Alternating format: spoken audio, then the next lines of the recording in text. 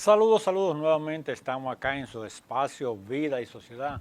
Una propuesta diferente, hecha, pensada en usted, siempre a la luz de la doctrina social de la Iglesia Católica.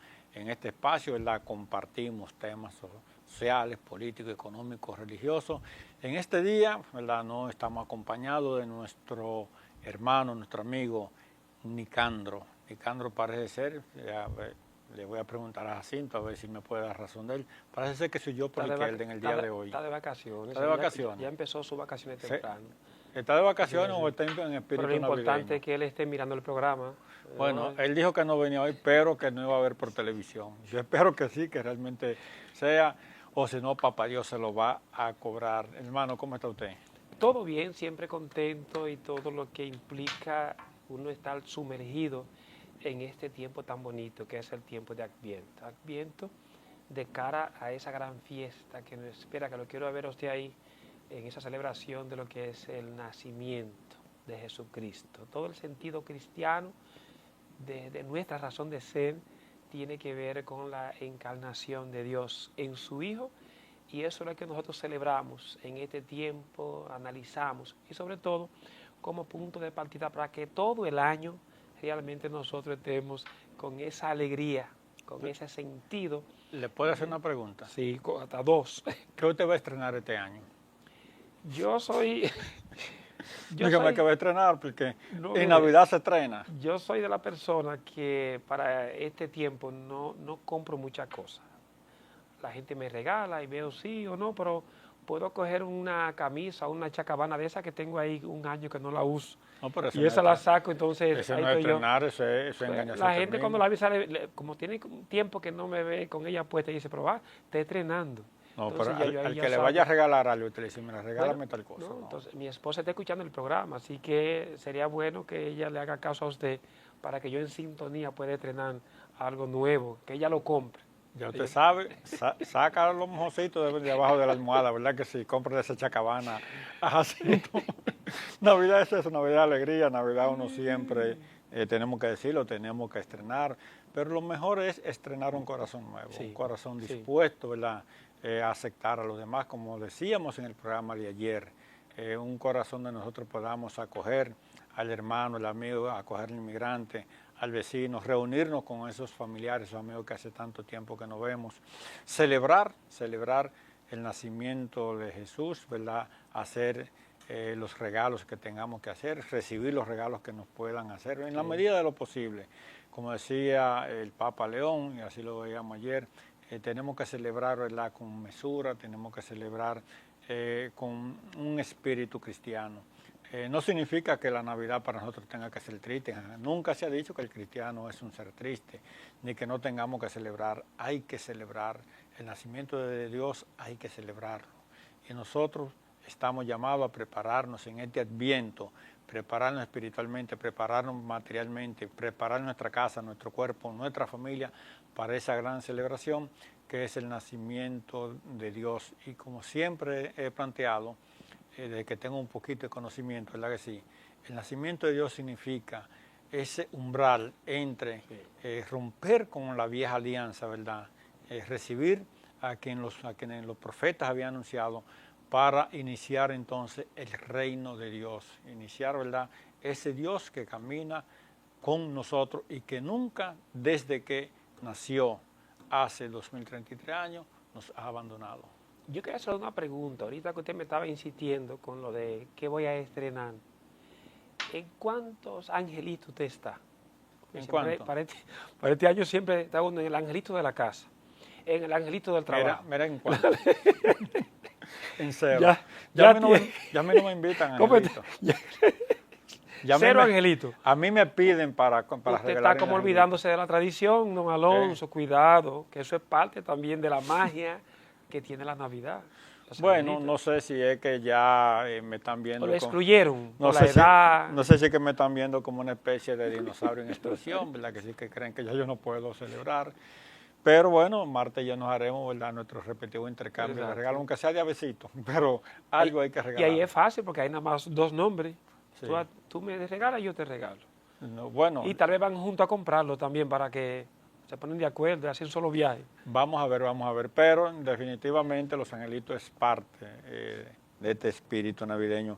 Hoy tenemos un programa, ¿verdad?, bastante especial, sí, pero siempre tenemos que iniciar, como siempre lo hacemos, agradeciéndole a Papá Dios, agradeciéndole por el regalo de la vida, por ese don tan hermoso que es la vida, poniendo en manos de Papá Dios nuestra existencia, ya sobre todo este país tan hermoso que estamos viviendo, poniendo en manos de Papá Dios el destino de América Latina, el destino del mundo, agradeciéndole que nos haya regalado la familia que nos ha regalado, nuestros hermanos de comunidad, nuestros vecinos, nuestros primos, nuestros amigos que hace tanto tiempo que no veíamos, como decía ayer, el caso que me regaló a Carlitos nuevamente, que espero ya nunca más soltarlo porque es una persona que desde hace años, más de 60 años, pues uno la lleva en el corazón porque uno lo recuerda, así como con esa amabilidad él y su hermano Salomón.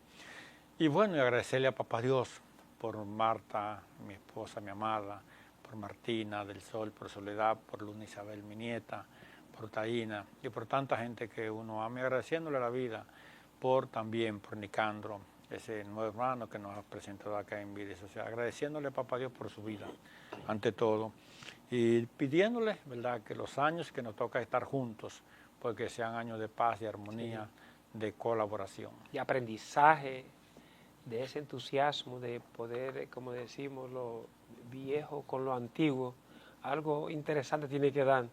Y uno se siente así con la presencia de Nicandro entre nosotros, sangre nueva, con espíritu nuevo. Y o sea, hace también que uno se sienta como más joven. Así que gracias al Señor por la vida de Nicandro.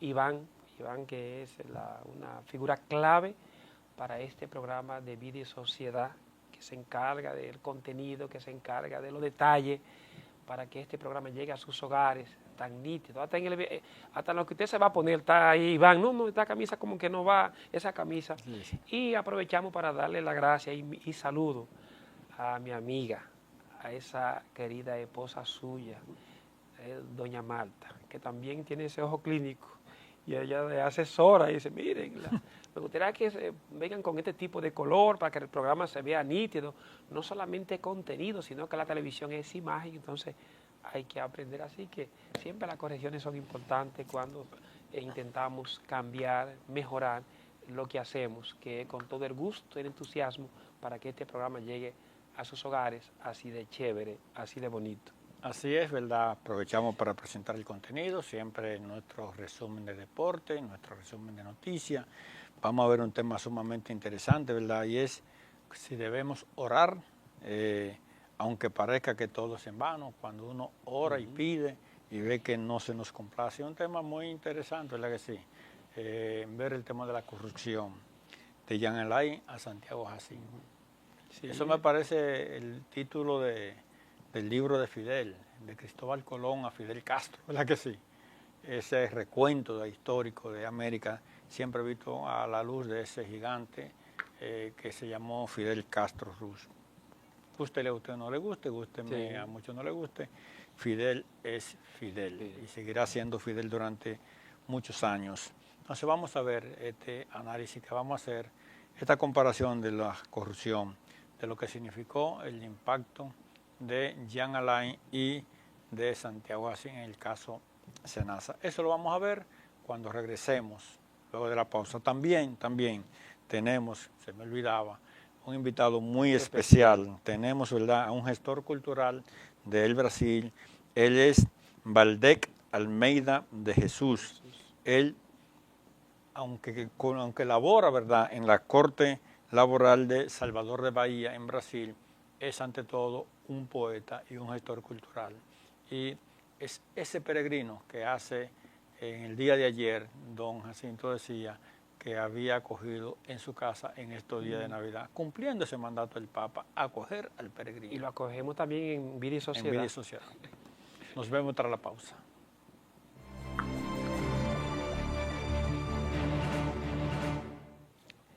Gracias por estar en sintonía acá en su programa Vida y Sociedad por Televida, Canal Católico de la Familia, y conversando con el colega y amigo don Rafael Alonso estos temas, y sobre todo en un tiempo tan bonito como es, ¿sí? Para mí, el tema de la Navidad, cuando uno lo ve, cuando uno lo siente, cuando uno lo prepara, porque el Adviento es eso, es prepararnos para la Navidad y que esa Navidad sea real, que esa Navidad tenga el sentido que tiene que llevar y que nosotros poco a poco en esa transformación, en ese cambio, uno pueda sentir de que Jesucristo realmente, por lo menos nos lleve a nosotros a redescubrir esa gran misión, a redescubrir ese gran acontecimiento de un Dios que se despoja de todo el poderío y se hace hombre como uno de nosotros, como usted, como yo, como Alonso, y nos enseña a darle un sentido a eso que implica el ser humano con esa dignidad. Y muchas de estas cosas, don Alonso, uno no lo puede comprender si no es desde poder reflexionar, poder comprender. Y ese comprender y reflexionar también va ligado a ese adentrarse permanentemente en esta parte espiritual. Por eso que la oración, usted no puede como separar a un cristiano, a un religioso, separarlo de la oración. Yo escuchaba una frase de los dominicos, a veces se la atribuyen a Santo Tomás de Aquino o se la atribuyen a Santo Domingo de Guzmán. Santo Domingo de Guzmán fue el fundador de la Orden de Predicadores y Santo Tomás más adelante, de los primeros discípulos, hay que decirlo así. Pero la frase era, contemplata ali tradem, contemplar y dar lo contemplado. Pero cuando vamos un poquito más en el siglo V, todo el tema de San Benito, la regla, siglo XVI, se tenía entonces ora y elabora. Entonces, ¿qué nos dice a nosotros? Que no podemos hablar de cristianismo, sino también de poder incorporar en ese ejercicio permanente con lo que tiene que ver con la oración. Exacto. O sea, cristianismo sin oración no es cristianismo. Ahora, vamos a ver qué es orar. Voy a leer un pequeño texto, porque no quiero mi interpretación que pierda la esencia de este texto. Dice, orar es relacionarse con Dios. Algunos místicos sugieren hacerlo con abandono y pasividad y otros con perseverancia. Hay que insistir en la oración aunque parezca en vano. La humanidad está condenada a luchar con los entresijos de la vida y la vida espiritual no es una excepción. Aunque la oración está en el epicentro de la vida cristiana, a veces parece que no da ningún fruto, que es inútil, árida y desesperada. Nadie, ni siquiera los más grandes santos y monjes más aislados, escapan de este conflicto al orar, aunque no todo el mundo responde de la misma manera. Entonces, hermano, debemos nosotros orar, orar y seguir orando, aunque todo parezca en vano, cuando tenemos la sensación de que Papá Dios no nos está escuchando. Uno mira y siempre hay que hacer referencia a la Biblia y algunos pasajes que es interesante. Fueron los discípulos que le pidieron a Jesús que le enseñara a orar. Entonces, o sea que el que primero oraba era Jesús. Era Jesús. Inclusive Jesús se apartaba y lo dejaba a ellos. Inclusive... O sea, Jesús hacía, y me disculpa, como el Padre Gori. Que el Padre Gori, ¿verdad? Usted se encuentra el Padre Gori, está todo el mundo llegando a la misa, la parroquia llena de gente, y el Padre Gori de repente se va a un rincón por allá, al patio, a lo último. Y usted lo ve, como decían los viejos en el campo, lo ve cavilando, con la cabeza hacia abajo, caminando un paseíto, a veces sentado, mirando hacia el firmamento como de manera contemplativa. Y uno se da cuenta que está orando. Entonces eso hacía Jesús, se apartaba para orar. Sí. Hay elementos dentro de lo que son las Sagradas Escrituras que nos da a nosotros, y de hecho, para vernos como identidad con el tema de la iglesia y a lo que pertenecemos nosotros como cristianos. cuando uno mira a Jesús en ese contexto, y de hecho se ha dicho por ahí que él alguna enseñanza tuvo de los esenios, ese grupo que se retiraban fuera de la ciudad, y de esa comunidad viene Juan el Bautista. Entonces se retiraban a vivir una vida ascética, a contemplar, a mirar, y se le atribuye eso, que tuvo ciertas enseñanzas. Pero luego uno mira también en un pasaje interesante donde Jesús va a visitar a Marta y a María, y en un momento resalta una de ellas, pero Señor, dile a mi hermana que venga a ayudarme, que me ha dejado todo el trabajo. Y Jesús le dice, Marta, María ha tomado la mejor parte. En esa contemplación tenía ahí a Jesús. Y al final vemos también cómo nosotros... ¿Y si Marta no se quedaba cocinando? ¿Qué iban a comer? Entonces ahí viene, dentro de lo que es la iglesia, ver en esa vida, de la vida activa y la vida contemplativa. Por eso contemplata alitrader. Contemplo en esa relación con Dios, como dicen los dominicos. De día le hablo a Dios, le hablo a la gente de Dios en el día, pero en la noche le hablo a Dios de la gente. Pero usted no ha respondido a mi pregunta. Eso, Jesús le reclama a Marta de que María tomó la mejor parte, sí, porque se quedó con él, sí, ¿verdad que sí? Si Marta no se quedaba cocinando, ¿qué iba a comer? Sí, yo creo que y es correcto la pregunta, pero sobre todo el sentido. Porque nada, a veces, mire lo que ha pasado en la iglesia muchas veces. La gente... No, respóndame. No, voy a... Toda la parte teológica. Usted me quiere meter al medio. No, es una pregunta muy capciosa, sí, lo reconozco, ¿verdad que sí? Si Marta no se queda cocinando, ¿qué iban a comer? Sí, por ahí que voy. El tema del equilibrio, entonces tenía que quedarse cocinando. Tenía que quedarse para poder, pero al final lo que... Entonces, ¿fue válido el boche de Jesús? Claro que sí, también fue válido, pero también es importante, y luego la iglesia lo ha reconocido, de que se tiene, y de hecho, en la iglesia vemos gente de vida activa y de vida contemplativa. Vemos que es necesario en ese vuelo tener las dos salas, que es importante. ¿No? Pero en caso de, a veces cuando en el tema filosófico, cuando tenemos que poner a pelear lo que es la pasión o las pasiones con la razón, entonces el conflicto, o dejamos que sea el corazón que domine o que sea la razón. Pero lo más importante que es poder hacer esa combinación. Decía este gran filósofo alemán, Immanuel Kant, a mí se me dice que yo soy muy kantiano, don Alonso. Decía Immanuel Kant, no hago un bien que quiero, sino que debo. Y yo analizando esa frase kantiana, yo le decía, pero ¿y si eso que hacemos, lo hacemos con amor, no sería mejor?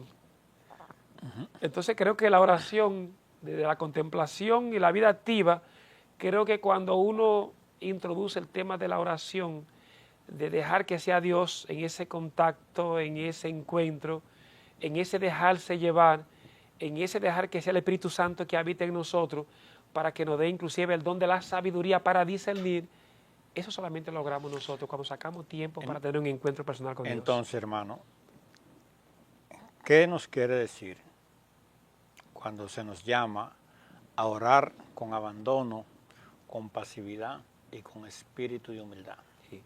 A veces la vida... Abandono, cuando uno llega de abandonarse, ¿significa huirse o significa qué? No, abandono es soltar todo y dejar que sea el mismo Dios que realmente haga su obra en uno. No es que haga tanto esfuerzo, déjame, no. Ese abandonarse es como tú entregarte. Dios, haz de mí lo que tú quieras. Hágase en mí tu voluntad. Tu voluntad. Ese abandonarse. No logramos eso tan fácil, porque el individuo, en ese siempre pensar que todo lo podemos, que todo lo queremos, entonces no dejamos tampoco espacio. Y ojo, eso no significa que yo me eche a dormir y no haga lo que tengo que hacer para que papá Dios me resuelva el problema, ¿verdad que no? No, pero yo le digo a la gente, mire, la cosa no es con varita mágica, sino que dentro de que uno papá Dios me lleve la comida a la cama, me abra la boca, la mueve y me ayude a tragarla. No, uno tiene que buscar la comida, ¿verdad? Ya Dios me tiene todo asegurado, así que ya no va a hacer nada que Él va a llegar y va a tener todo ahí. No, también hay que hacer el esfuerzo de uno también. Decía San Pablo que el que no trabaje, que no coma, que no... que el que no trabaje, que no coma, cuidado. Entonces, creo que se puede hacer una combinación y ahí es que está la madurez, esa capacidad nosotros de también dejarse abandonar en Dios, dejar que Dios también haga su obra, pero también en la parte que nos compete a nosotros, también realizarla. Y en esa combinación de madurez como cristiano, los resultados serían mejores. Bien, gracias hermano, ¿verdad que sí? Una lección sobre teología que definitivamente nos va a servir mucho a todos. Esperamos que le haya servido este tipo de tema, porque a veces nosotros entendemos que si Papá Dios no nos da la sorpresa, ¿verdad?, de que tenemos 5, 6, 7 años, unos meses jugando el lote y nunca nos lo sacamos, o pidiéndole un tipo de cosas que Papá Dios no nos está oyendo. Papá Dios nos da lo que Él entiende que debe darnos cuando nosotros oramos con humildad, con pasividad y abandono. Y ese abandono, y es bueno decir esta palabra, es también confiar en Dios. Exacto, abandonarse a los brazos de Dios, es poner mi destino en manos de Dios. Con esto nos vamos a una breve pausa. Y cuando regresemos, bueno, vamos a ver de verdad un tema bastante interesante.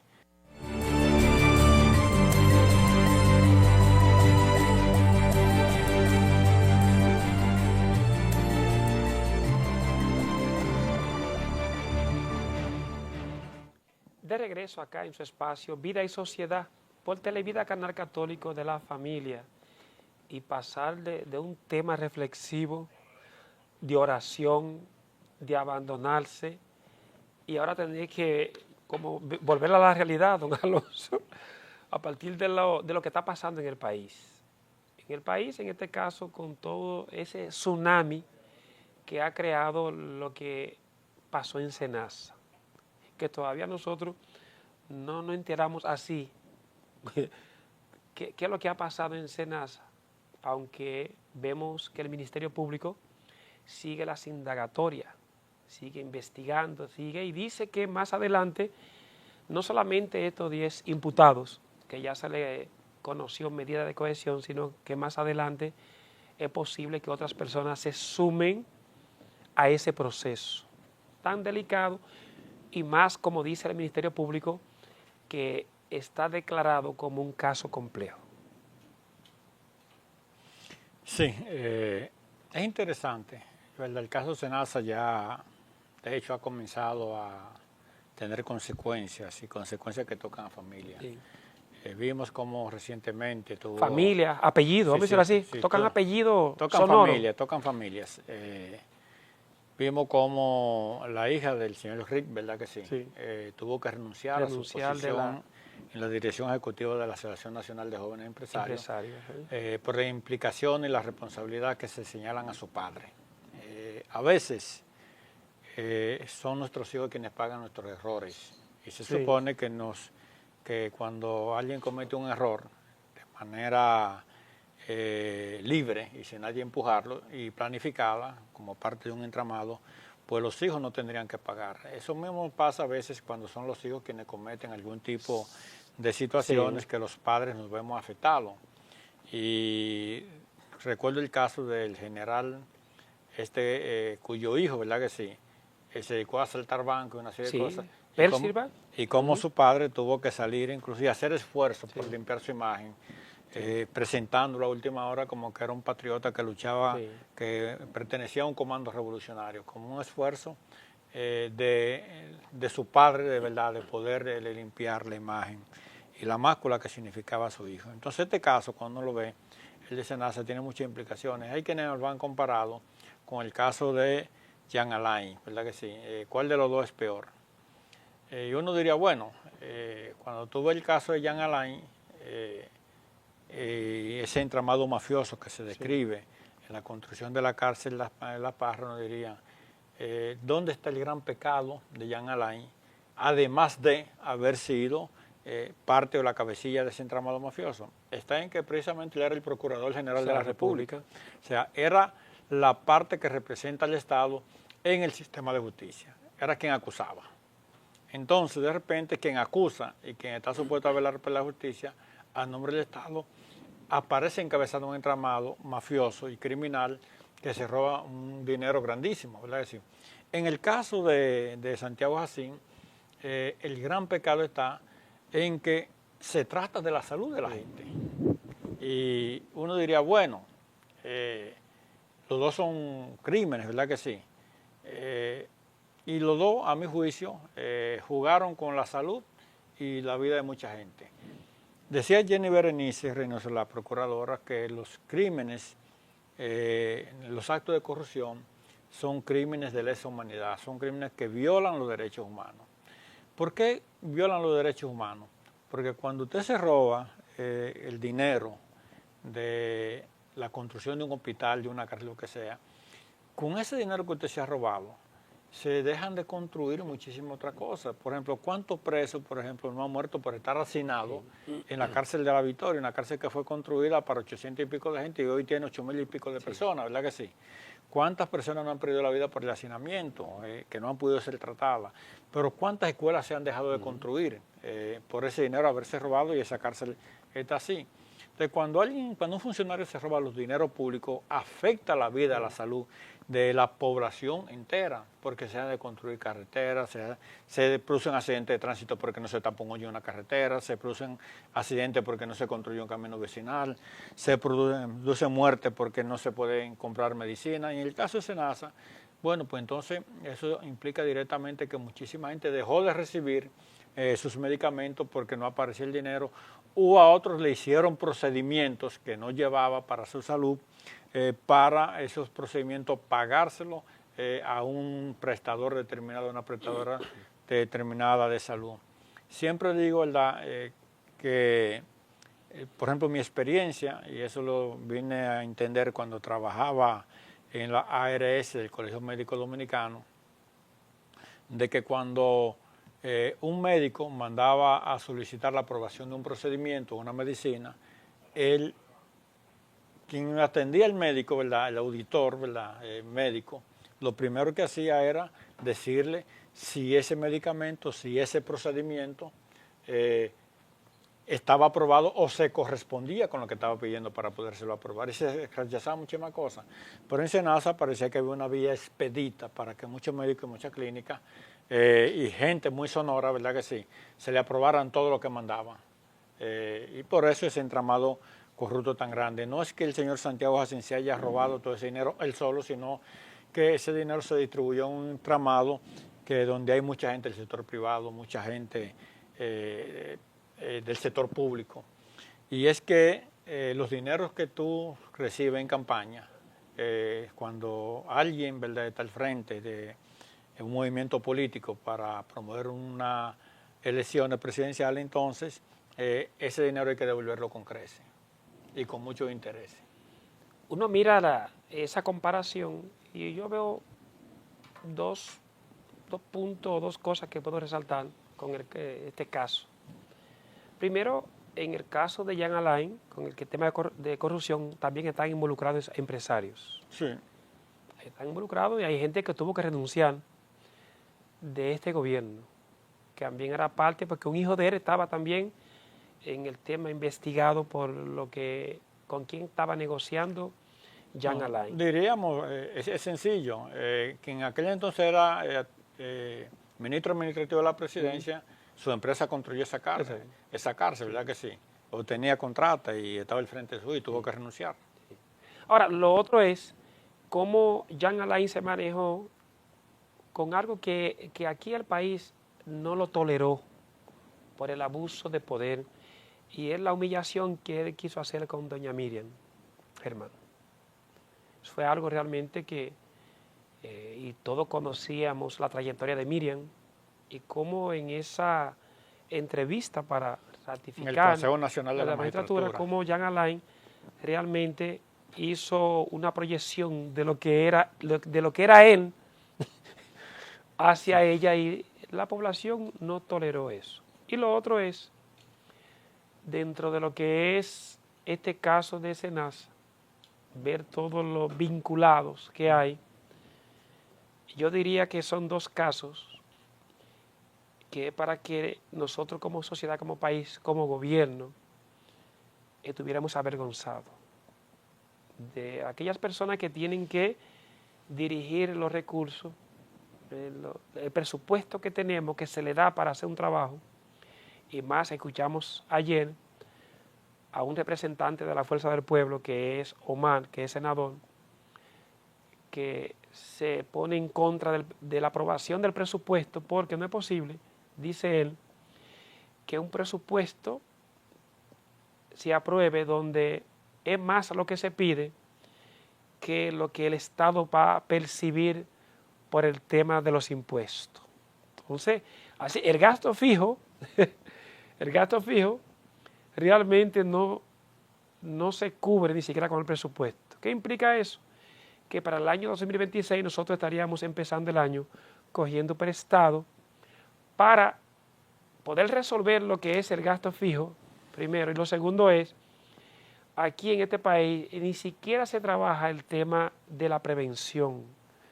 Vienen que si hay un huracán, que si hay un ciclón, que si hay esto, entonces no tenemos ni siquiera unos recursos para eso, y luego otras obras que se van sumando en el camino, que a veces ni siquiera hay recursos para eso, entonces hay que tocar a los préstamos, que es la gran debilidad que hemos tenido nosotros en los gobiernos, y sobre todo con este gobierno del PRM encabezado por Luis Abinader. Sí, dos observaciones pequeñitas para terminar ya y pasar a nuestro invitado. Lo primero es que sabemos que los préstamos internacionales son parte del presupuesto. Ningún presupuesto en ningún país del mundo se hace sobre la base de recursos internos. Y nosotros no somos la excepción. Y sobre todo nos hemos desenvuelto por eso. Eso es un tema que lo tocábamos ahorita atrás de cámara. Y lo otro, usted hablaba de proyección, lo que intentó hacer Jean Alain con doña Miriam. Para entender lo que es la proyección, eso es un mecanismo, ¿verdad?, de defensa psicológico, sí, donde alguien trata de presentar a otra persona como lo que él es realmente. O le llaman la técnica del espejo. Con esto nos vamos a una breve pausa y cuando regresemos vamos a conversar, como decíamos, con Valdec Almeida de Jesús. Él es un gestor cultural, poeta de Brasil, trabaja en la Corte Laboral de Salvador de Bahía, allá en ese país hermano, ese gran país que es Brasil. Los esperamos.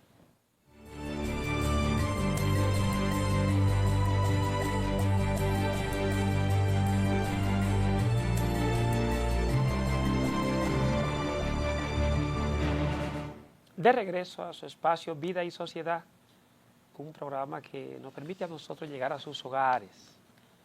Es un programa de la Iglesia Católica, de esta arquidiócesis de Santo Domingo, y sobre todo desde un enfoque de la doctrina social de la Iglesia. Vida y Sociedad, uno de los programas que llega a los hogares de todo el país, la República Dominicana. Qué alegría poder, don Alonso, tener más en este tiempo de Adviento, de cara a la Navidad, y sobre todo eso que decía el Papa, tener esa visita, de tener a alguien en su casa, de poder compartir esa alegría del nacimiento de Jesús. Y eso es lo que me ha pasado a mí con el invitado o el peregrinos que tenemos de invitado hoy en Vida y Sociedad. Es un amigo, es un poeta, escritor, es una persona que trabaja allá en el Estado, allá en Brasil, en Salvador Bahía, y que tiene muchas cosas para contarnos, para poder dialogar con él. Así que le damos la bienvenida al colega, hermano y amigo Valdec Alvicio de Jesús. Bien, muchas gracias a don Alonso, a Jacinto y a la equipe de este programa por la oportunidad de regalarme este momento donde puedo compartir alguna cosa que tengo con otros que necesitan recibir regalitos, mismo que sea a través de palabras de poema. Muchas gracias. Sí, usted es poeta. Esta conversación vamos a tratar de dividirla o mezclarla, ¿verdad? Sí. Entre lo que es usted como poeta, pero también como gestor cultural dentro de como parte de un gobierno, ¿verdad que sí? Como es el de Luis Ignacio Lula da Silva, y más o menos contextualizarlo con toda esta situación de América Latina. ¿Qué lo lleva a ser poeta? Su estilo, su poesía, ¿cómo usted la define? Bien, yo he nacido en la ciudad de Jequié, una ciudad muy caliente en el interior de Bahía, y viví, voy a cumplir 60 años en marzo que viene, y viví casi mitad de mi vida con la mano extendida, pidiendo en las calles, yo y mi madre y mis hermanos, y pasamos por toda clase de carencia, de necesidad. Y mi poesía viene de ahí, de la falta, de la injusticia, de no tener comida, de no tener donde dormir, de no tener una casa, de no tener escuela, de no tener nada. Y estoy en este trabajo como, yo no trabajo como gestor cultural en la Corte, yo trabajo con asistencia a la presidencia, con procesos judiciales, pero yo hago el trabajo de gestor cultural por mí mismo, en las calles, en los barrios lejanos, aquellos mismos que se parecen con el lugar donde yo viví, donde yo nací. Yo podría estar en el centro, podría estar en los palacios, en los mejores restaurantes, en los shopping centers, centros de compras y lo que sea, pero prefiero quedarme ahí donde veo la gente igual a mí. Yo subí de clase social, pero mi cabeza y mi afecto continúa con la gente que no tiene nada. Y lo que puedo hacer por ellas, no puedo compartir todo lo que tengo. No puedo compartir mi salario. No puedes casa. regalar. Sí, no puedo. ¿De qué vivir? Pero puedo compartir conocimiento, puedo compartir visión crítica, puedo compartir esperanza, utopía y poesía. Eso es mi parte, eso es lo que hace el arte en la vida de uno. El arte, la religión. Y cada uno tiene una forma de un don. Y este don que tengo, que recibí de la convivencia con la necesidad, yo sé cómo uno pasa, que uno siente. Entonces yo voy ahí no para hacer una fiesta, no para poner, mentir para ellos que hay un camino bonito para ellos, pero voy a abrir los ojos y enseñarles cómo cambiar su lugar, cambiar el alrededor de sí. Sí, entonces estamos hablando que su poesía es eminentemente social. Sí. Una poesía que se identifica con la gente, una poesía de denuncia, pudiéramos llamarla así. Dentro de la creación suya, ¿tiene algún poema que usted haya dicho, este es el poema que yo quería escribir? Sí, hay muchos que vienen, algunos vienen completos, otros no. Y hay uno en especial que me piden. Yo no memorizo mis textos, pero de tanto pedirem este poema y de tanto recitar, leyendo, lo tengo de memoria, pero tengo también escrito para no perder alguna cosita. Y creo que tiene mucho a ver con el tema de la religiosidad, con el tema de la fe. A pesar de traer aquí algunas cosas que tremblan a algunos. Déjame ver. Vamos a ver, vamos a esperar que lo lea. Sí. Que él nos lea el poema, porque usted sabe, hermano, que no es lo mismo escuchar un poema escrito por quien lo escribe, con su tono, con sus giros, ¿verdad?, idiomáticos, a que lo lea uno mismo. A ver si usted nos lee el poema. Sí. ¿Y si Dios fuera mujer? ¿Y si fuera igual a la naturaleza, a la tierra, a África? útero de todo conocimiento y sabiduría. ¿Y si fuera negra o indígena o gitana? ¿Y si fuera gorda? ¿Y si Dios menstruase, tuviera síndrome premenstrual y si sangrara todos los meses, si sintiera cólicos, dolores del parto, amamantara, cuidara de la cría, ¿cómo sería? Si Dios fuera mujer, tú tendrías respeto. ¿Te pondrías una imagen de ella en el pecho? ¿Mm? ¿Te tomarías una foto en la estatua del Cerro Corcovado en Río de Janeiro? ¿Eh? ¿Y si Dios fuera mujer, cómo serían tus oraciones? ¿Te arrodillarías ante ella? Estoy esperando. Si Dios fuera mujer, mendiga, analfabeta, popular, transexual, ¿cómo sería tu reacción? ¿Entrarías en su iglesia? Y si enviara a su hija para liberar al pueblo, tú, sin embargo, la crucificarías? No sabe qué responder, ¿verdad? El machismo ni siquiera te permite pensar en otra fuente de poder, en otra fuente de inteligencia, santidad, divindad que no sea de tez blanca, de ojos azules y masculina. Por más que esto choque tus creencias y tradiciones, yo te responderé, Dios es una niña.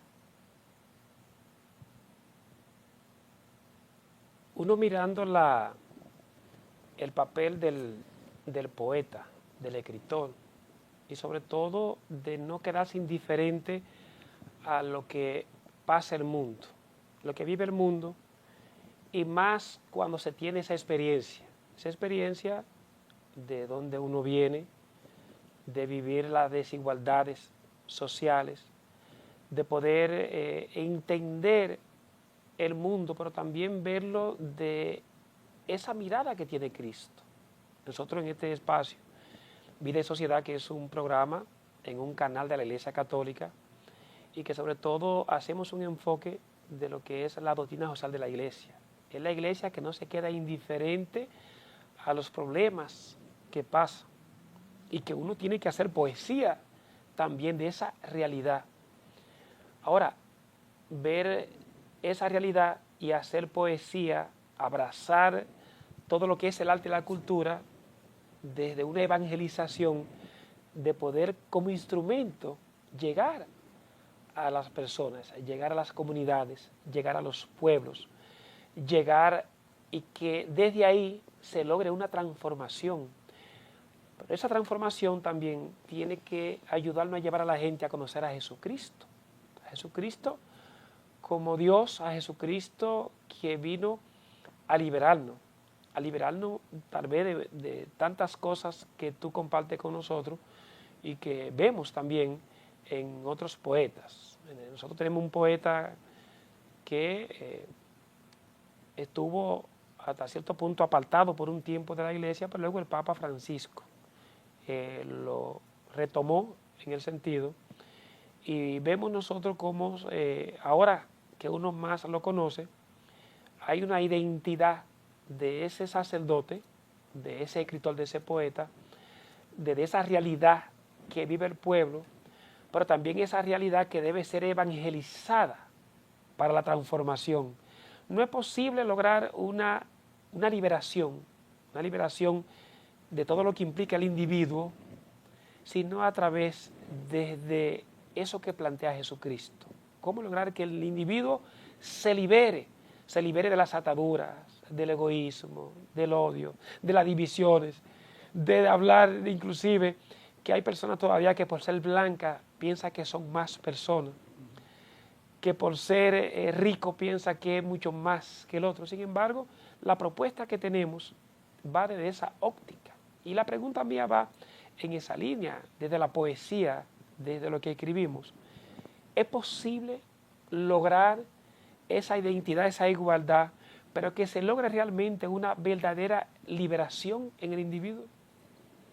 Yo creo que sí, porque el papel del poeta, por lo menos yo pienso yo, y lo hago, no solamente orar, pero también trabajar encima de la idea, es darle al individuo las herramientas para que él logre su libertad y conozca la verdad, sea cristiana, sea otra.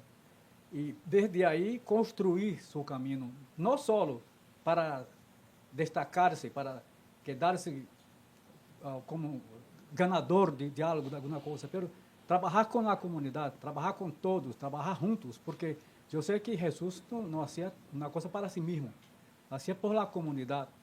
Y la poesía como la Biblia con los conocimientos religiosos permite que uno se fortalezca, conozca la verdad, sea cual sea, para a partir de ahí compartir con sus vecinos y después con la comunidad, la ciudad, el estado, el país y el cielo. Yo creo que el arte tiene ese papel fundamental, junto con la religión, caminando paso a paso, llevando verdad, conocimiento, para que uno pueda por sí mismo buscar, desear que sea salvo o no. ¿Conoce algunos escritores, poetas cristianos? Todos los escritores de la Biblia, los salmos, Claro. todo, para mí ahí son poemas. Son Cuando poemas. veo las escrituras, veo textos poéticos.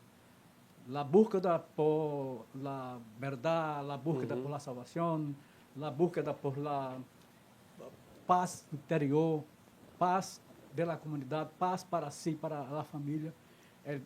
La Navidad significa eso. Paz, encontrar paz y compartir lo que tiene. Si tú tienes mucho, comparta mucho. Si no tienes mucho, comparte lo que tengas. Por ejemplo, vengo aquí, tengo un regalo que es la casa de Jacinto, que comparte el poco que tiene con todos que llegan. Para mí eso es poesía también, y eso es que está en la Biblia, eso que está en la salvación de las almas. Sí, ahí me interesa mucho y me llama mucho la atención tu poema, en el sentido de que podrá parecer un cuestionamiento a Dios o a la masculinidad de Dios. Porque Dios se nos presenta como hombre, ¿verdad que sí? Sexo masculino. Por ese cuestionamiento, y si fuera mujer, y si menstruara, y si hiciera esto, y se nos presenta como un Dios blanco. ¿Dónde está lo interesante? Cuando oigo el poema, porque para mí es una crítica social al machismo, ¿verdad que sí?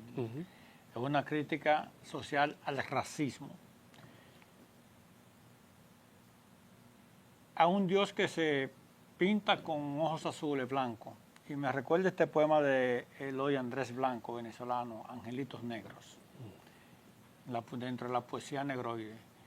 Y sobre todo cuando habla de que, recuerdo una de las estrofas que dice, quiero ir con mis angelitos blancos, mis angelitos cobrizos, mis angelitos de pelo fino, mis angelitos negros, recorriendo la barrera, comiendo mango por la barrera del cielo. Creo que más o menos por ahí es que anda esa estrofa.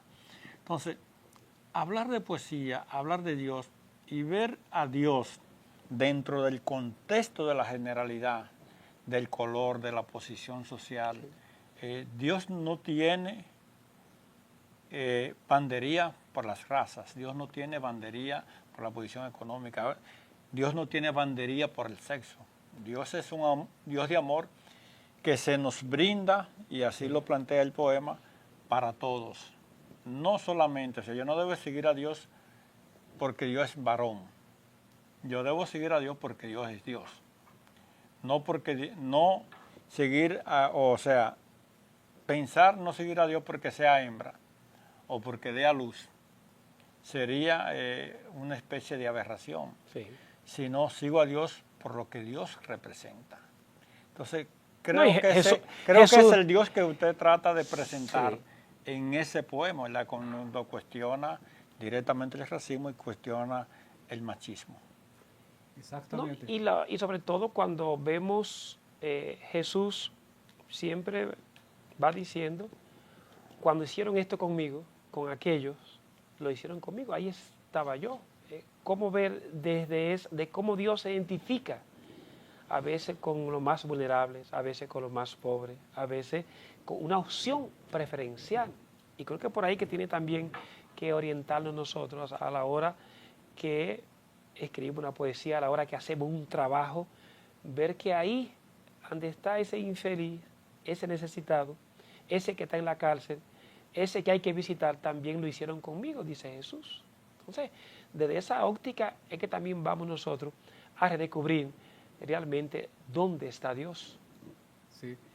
Mira, yo vi una entrevista, no sé si fue aquí o si fue en las redes sociales, alguien preguntando sobre, estaban matando a una niña en un centro de concentración ahorcada. Y el soldado dijo, ¿dónde está tu Dios? Y alguien le contestó, está en la niña. Está siendo ahorcado ahora por tú. O sea, ahí está. Dios está en los lugares más escondidos, menos visitados, en las casitas más pobres, en las calles, detrás de los muros, en el hambre, donde está la violencia, donde está el respeto a los derechos humanos, está ahí, al lado de los más débiles. Yo creo que sí, porque esta es la esencia de Dios.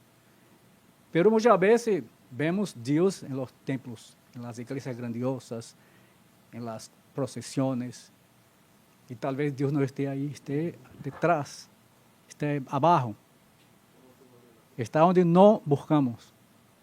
Dios no está en los regalos, está donde no hay, está donde no se come, está donde no se tiene donde dormir. Y la poesía, por lo menos la mía, está buscando este sendero. Tal vez en algunos tiempos esto se pueda cambiar en un texto religioso. La poesía de uno de otro, se cambiar en textos religiosos, a depender de cómo conduces tu palabra, a depender de cómo tú conduces la búsqueda por paz, por dignidad, por humanidad.